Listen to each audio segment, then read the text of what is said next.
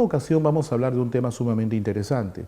La situación económica del más del 50% de los precios internacionales del trigo, maíz y soya, que en el último trimestre, según especialistas, se debe suspender por la actual vigencia de la ley de moratoria a transgénicos. Sobre este tema vamos a conversar con el PAS decano del Colegio de Biólogos, el doctor Ernesto Bustamante. Doctor, bienvenido a nuestro programa. Muy buenos días. Muchas gracias, Rolando. Buenos días. Cuéntenos un poco, paso por paso, ¿por qué debe suspenderse la ley? Bueno, la ley de moratoria lo que establece puntualmente es que no se puede sembrar plantas de origen transgénico en el Perú. No establece ninguna suspensión al consumo ni a la importación, Sino al sembrío. sino a que peruanos puedan sembrar cultivos genéticamente mejorados por supuestos posibles creencias de daños no demostrados a la biodiversidad. No están comprobados. No están comprobados. Pero de manera precautoria se dice, bueno, por si acaso vamos a suspender el ingreso de esta tecnología tan importante.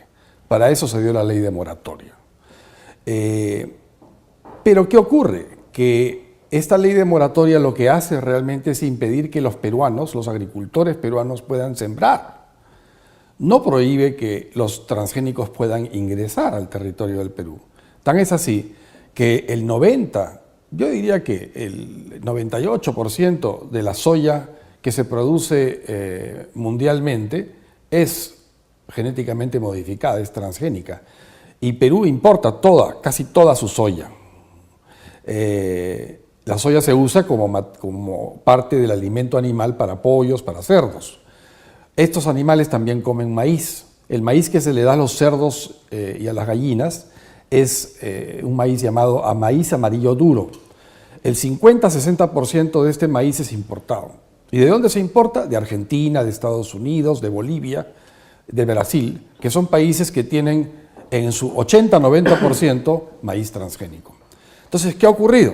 Que ahí tenemos una ley de moratoria que impide el ingreso al país que permite el ingreso al país, o digamos no lo toca, de commodities, como maíz y como soya. Explíquenos un poco más qué es commodities. Commodity es un producto que se transa en mercado internacional. Su valor no depende necesariamente de la oferta y demanda local, sino de la oferta y demanda global.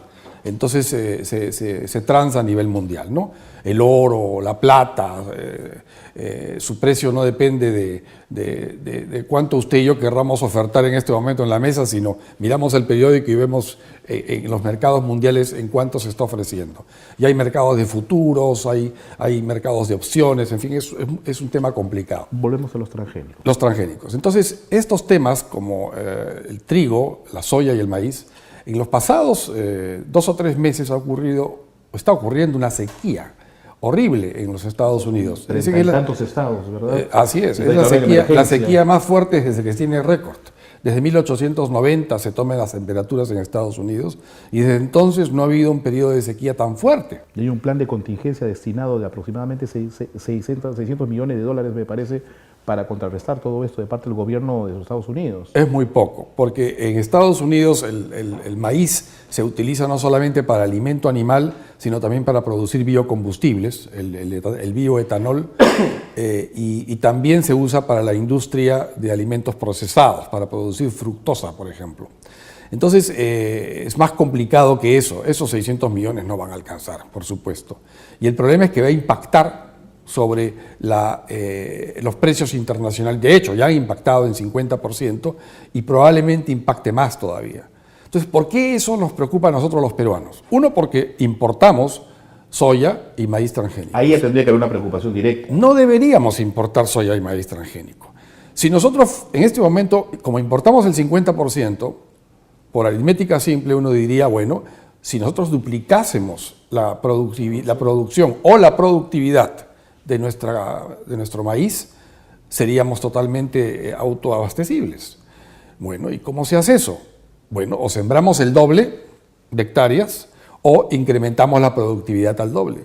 ¿Y cómo incrementamos la productividad al doble? Con tecnologías. Tecnología de riego, tecnología de arado, tecnología de semillas. Ahora, lo primero es un mediano plazo y lo segundo es un largo plazo. Exacto. Lo de plazo inmediato es suspender, por ejemplo, las sobretasas de las importaciones. Eso es una barbaridad que no se puede tener en este momento. Para que el precio del pan no esté costando pues, 40 centavos dentro de 2 meses, en vez de 20 o 25 que cuesta hoy. Porque así puede impactar en el precio del pan. Y si impacta en la canasta básica familiar, el pollo puede subir a 12, 14 soles kilo. Digamos que con esto, si no se suspende la ley de moratoria, dentro de 2 habría años, un incremento inmediato casi. de todas maneras va a haber un necesidad. incremento inmediato en los próximos 2 meses porque no estamos protegidos. Porque desafortunadamente no tenemos la ventaja que nos daría el decir, no, que suba lo que quiera en el mercado internacional, pero acá en el Perú somos autosuficientes en maíz. ¿Por qué? Porque tenemos semillas genéticamente mejoradas, que en vez de producir 4 toneladas en una hectárea, producen 8 o 12. Si fuese así, en este momento no tendríamos afectación por el problema mundial. ¿Y no hay intención política? Bueno, lo que pasa es que no se ha visto esto. El tema minero está captando toda la atención política. Cuando se dio la ley de moratoria, pues todo era bonito. Producimos el 50% de maíz. Dicen los gastrónomos que a lo mejor su ceviche se va a ver afectado. Hubo una serie de personas que pensaban que el polen del maíz podía pasarse al camu camu. O sea, cosas que biológicamente, y lo digo como biólogo, carecen de sustento científico. Hay mucha desinformación. Mucha desinformación, mucho mito. Y también hay mucha política. Como las semillas son vendidas por compañías. Y hay una actitud claramente antidesarrollo de grupos políticos que intentan bloquear precisamente el avance de ciertos países emergentes como Perú. Y nosotros hemos caído en ese juego en la minería, por ejemplo. Allí se ve, lo mismo ha venido pasando con la agricultura. La introducción de transgénicos es vista como la introducción de tecnología extranjera, cuando es todo lo contrario. Es una tecnología que bien puede ser desarrollada por instituciones peruanas, como el INIA, por ejemplo, Instituto Nacional de Innovación Agrario, que es un OPD dependiente del Ministerio de Agricultura. El INIA está desarrollando investigación importantísima en papayo transgénico. Ahora, es evidente, doctor, que hay intereses políticos, hay intereses a nivel empresarial e industrial. ¿Cómo ve la política de Estado con respecto a esto? Yo creo que en cuanto a política de Estado hay desinformación. Existe un interés por...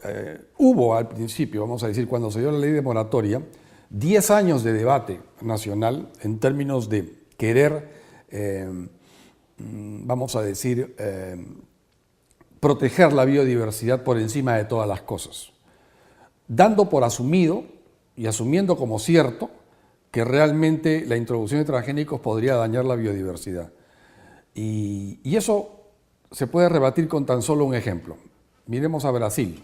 En Brasil es la segunda potencia o la tercera del mundo en transgénicos y es tan o más biodiverso que el Perú. La India, la China son muy biodiversos, tanto o más que el Perú, y sin embargo usan tecnología transgénica. Son líderes. Estados Unidos, Argentina, China, Vietnam, Cuba, países del África. En realidad son cerca ya de 30 países que utilizan tecnología transgénica en sus sembríos. En el Perú, con esta ley de moratoria, lo que se ha hecho es impedir que el agricultor peruano pueda entrar a la tecnología del siglo XXI, que se quede en el siglo XVII. ¿Sabes qué? Tu siembra se está glorificando la llamada agricultura ancestral. Yo creo que está muy bien, yo creo que hay que reconocer el trabajo de nuestros antepasados, pero no le podemos pedir pues, a los agricultores modernos que sigan sembrando en andenes con tecnología del siglo XIV, porque lo que vamos a lograr con eso es que no puedan salir de la pobreza. Entonces, si lo que queremos es realmente inclusión en la gran masa económicamente activa de Perú, de estas poblaciones, que son millones de peruanos, que están apartados en este momento de la economía moderna, pues la mejor manera de incluirlos es proveerles de los instrumentos tecnológicos para poder incluirse. Y lo que estamos haciendo con esta ley de moratoria es demorar la introducción de tecnología por si acaso se vayan a dañar los pajaritos, los chanchitos, las mariquitas, las arañitas o el camu camu, cosa que, pues, que solamente proviene de afiebradas imaginaciones. En el segundo bloque quisiera que nos explique un poco cuáles serían los beneficios de tener otro escenario a nivel legal y a nivel político. Vamos a una pausa y volvemos. Hacemos una pausa y volvemos con el doctor Ernesto Bustamante.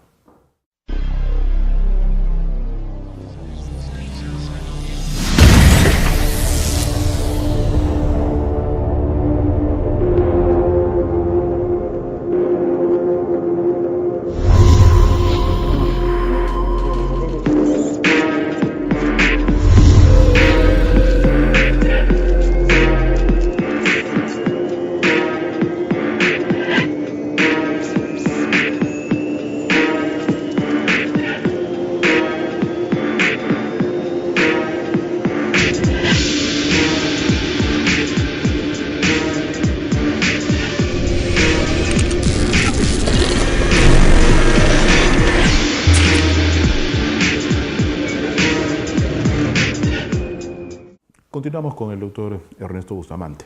Doctor, ¿cuál sería el mejor escenario en caso de que las autoridades, en caso que la ley enrumbe un camino adecuado para este tema? La ley de moratoria fue promulgada hace tan solo unos meses, en noviembre del 2011, luego de muchos años de debate, pero esta ley aún no ha sido reglamentada. La ley en realidad no se aplica.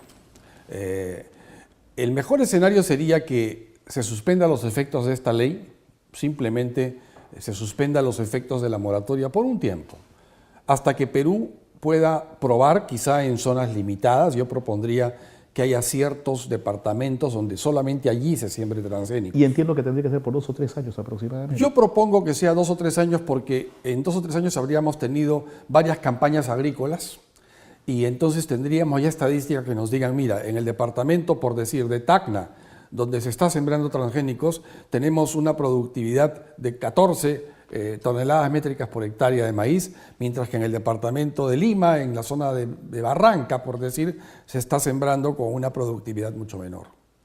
Entonces, cuando tengamos ese experimento, podemos, y luego diremos, ¿se ha dañado la biodiversidad? Sí, no se ha dañado, pues en China, en la India, en Brasil, en Costa Rica, donde... ¿Qué se va a dañar en el Perú? No tiene nada de especial el Perú, somos parte del mismo planeta. Es más, en Chile, en Arica, a metros de la frontera peruana, se siembra transgénicos. Con una geografía difícil, complicada, digo, en lo seco del terreno. Hay plantaciones de miles de hectáreas de transgénicos hechas por una compañía americana, con licencia del gobierno chileno, a metros de la frontera peruana. Entonces, ¿por qué no exigimos a la Cancillería que le diga, oigan, retírense, porque esto nos hace daño? Porque no hace daño. ¿Estamos bloqueando la modernidad? Estamos bloqueando el acceso a la modernidad de nuestros agricultores. Usted y yo, que somos hombres de ciudad, tenemos la modernidad porque podemos comer pollos bien alimentados, podemos comer cerdos alimentados con tecnología moderna. El problema es que ese maíz y esa soya ha sido producida por agricultores argentinos, bolivianos, paraguayos. No es derecho, pues no hay derecho que le quitemos al peruano la capacidad de poder trabajar. Y eso es lo que se viene haciendo. Claro, la moratoria lo que hace es excluye las plantaciones, no excluye el consumo. Eso es una barbaridad. Esto es casi como lo que pasó en la época de la colonia, cuando los españoles prohibieron que en el Perú se sembrase vid, uva. ¿Por qué? Porque los peruanos estábamos haciendo nuestro pisco. Le llamábamos pisco, pero los españoles tienen una especie de aguardiente que le llaman el orujo. Entonces el español quería exportarnos el orujo embotellado y no querían que los de la colonia, nosotros los peruanos de entonces, pues produjéramos nuestro propio orujo y nos prohibieron que sembráramos uva. Entonces se sembraba clandestinamente. Es un poco eso lo que está pasando. Nos estamos disparando en los pies. Así es, nos estamos hechos... en esa época prácticamente hubo una ley de moratoria al cultivo de vid. Entonces yo creo que los intereses aquí son altos. Las empresas extranjeras ganan igual sembrando en Argentina que sembrando en el Perú. O sea, esto no le quita soles o dólares a nadie más que a los propios agricultores peruanos. Y la cobertura en medios de comunicación. ¿Usted ha tenido la suficiente apertura para poder contar y decir esto en medios? Sí, yo creo que sí. ¿Llega al ciudadano común esta información?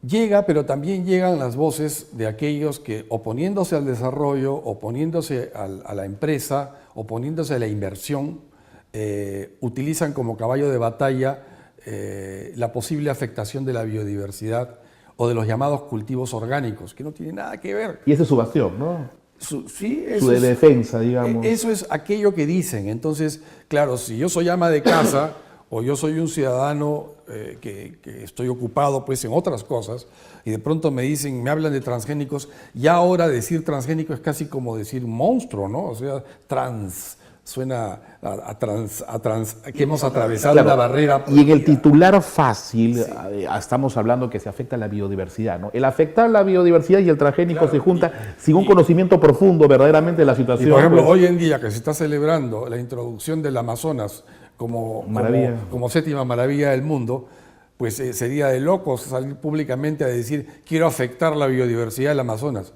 Yo no quiero afectar la biodiversidad, al contrario, yo quiero que haya menos gente que tale árboles para encontrar campos de cultivo nuevos donde sembrar. Para eso lo que hay que hacer es, con la tierra que ya tenemos, aumentemos la productividad. Ahora, temas como estos, temas como el de Conga, temas como lo energético, la minería, la agricultura, hacen que ante la reflexión, pues, esta falta, esta despreocupación de tantos gobiernos sobre educar al peruano, sobre educar al hombre del Ande, al hombre del agro, al hombre de la selva, le está pasando la factura al desarrollo del país hoy, ¿no? Hoy escuché al presidente Humala declarar en la sesión de Acuerdo Nacional que el Perú, el conflicto que hay actualmente en la minería, está basado en la aparente falta de agua, siendo el Perú uno de los países que más agua tiene en el planeta, en la aparente falta de agua por la percepción que existe de parte del hombre de campo. Porque el hombre de campo tiene, claro, no son esas las palabras que usó el presidente, pero las palabras que usó él fueron, en el Perú la minería usa tecnología del siglo XXI, y la agricultura tecnología del siglo XIX. Entonces es un conflicto de generaciones. Y yo creo que ahí está la clave. El agua entonces, como es lo que se usa en común por la minería y la agricultura, en unos casos es el suelo, en otros casos el subsuelo, pero lo que tienen en común es el uso del agua, y se habla del problema del agua, cuando en realidad el problema del agua es que nuestros ríos, el 99,9% del agua la tiran al mar, en vez de nosotros ser capaces con tecnología, con ingeniería, de aprovechar estas aguas y llevarlas a reservorios, a canales de riego, en fin, a usarla de manera siglo XXI. Este documental de la periodista Mávila Huertas sobre el Amazonas, lo estaba viendo el último fin de semana, donde parte el río Amazonas en Arequipa y todo ese curso que trae, que prácticamente atraviesa toda nuestra geografía, el que los peruanos tengamos que quejarnos de falta de agua, creo que es una elegía a la naturaleza, ¿no? No tendríamos por qué, al contrario. Al contrario, tenemos agua, somos uno de los primeros países con más agua dulce en el planeta. Y es más, esta agua además cae, hay sectores donde cae abruptamente lo que nos da el potencial de energía hidroeléctrica. O sea, el agua que tenemos nos ha bendecido, es como el agua de mar que tenemos, que nos da un mar muy rico en peces, en plancton y por tanto en peces. Somos el primer país pesquero del mundo. O sea, tanto nuestra agua de mar como nuestra agua dulce nos provee de un potencial de riqueza que estamos tapándonos los ojos y no queremos ver. Y esta reflexión nos invita a pensar que seguimos siendo el mendigo en el Banco de Oro. Yo creo que somos menos mendigos que antes, porque lo que pasa es que somos pobres. Yo diría que somos pobres sentados en un banco de oro. Lo de mendigo no me gusta mucho porque ¿no? Tiene otra connotación. Pero sí, somos pobres sentados en un banco de oro. Igual no ha cambiado. Que además oro que además podría tener un valor agregado muchísimo más alto, ¿no? Y hablando de oro, ¿no? Los transgénicos tienen aplicaciones en medicina Y en minería, en medicina, por ejemplo, el 5% de la población es diabética en el mundo, en el Perú por tanto también. Y esta población diabética necesita inyecciones de insulina. ¿De dónde viene la insulina que usan los diabéticos del planeta?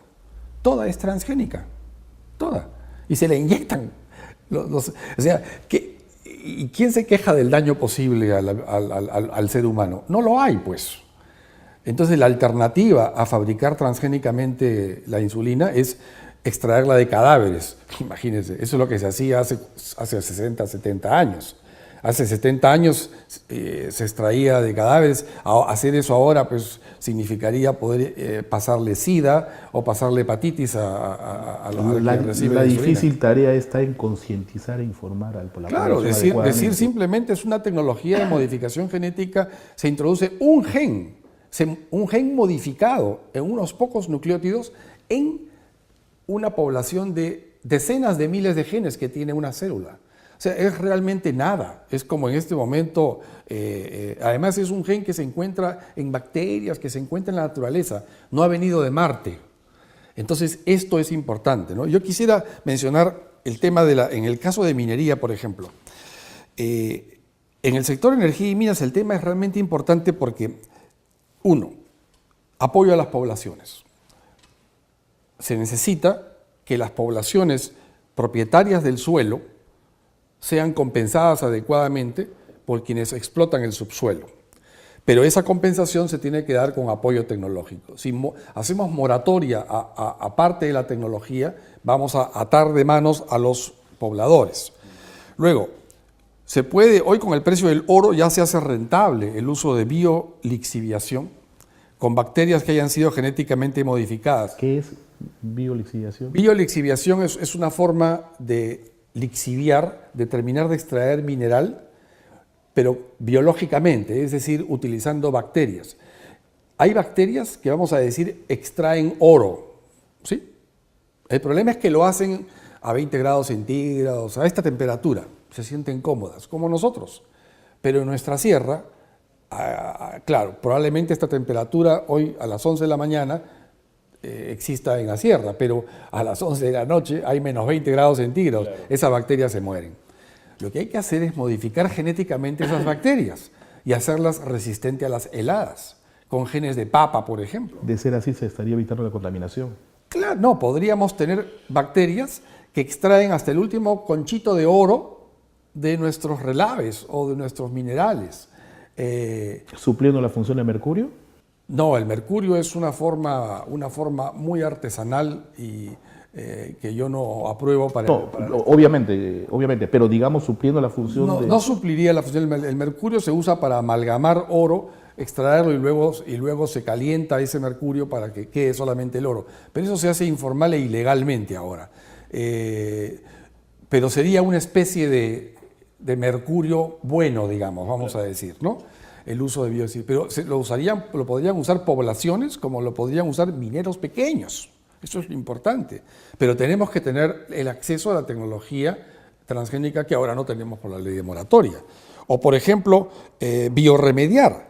En zonas altoandinas se puede tener bacterias que coman hierro o sulfuros, que son contaminantes, de manera de que quitar esos sulfuros pueda servir para remediar, para quitar pasivos ambientales en zonas contaminadas por la minería del pasado. Entonces, eso solamente se puede lograr usando tecnología. Y hoy en día la tecnología transgénica permite eso. En biocombustibles también la tecnología transgénica. Entonces, no podemos, mediante leyes basadas en mitos... Y que no solamente queda en el tema del trigo, del maíz y de la soya. Eso digamos que es una arista de todo lo que se puede conseguir. Por supuesto, por supuesto. Bien, doctor Bustamante, le agradecemos su presencia y lo comprometemos para venir muy pronto para conversar sobre estos temas que son tan interesantes. Muchas gracias, Rolando, por la invitación. Muchas gracias. El doctor Ernesto Bustamante estuvo con nosotros.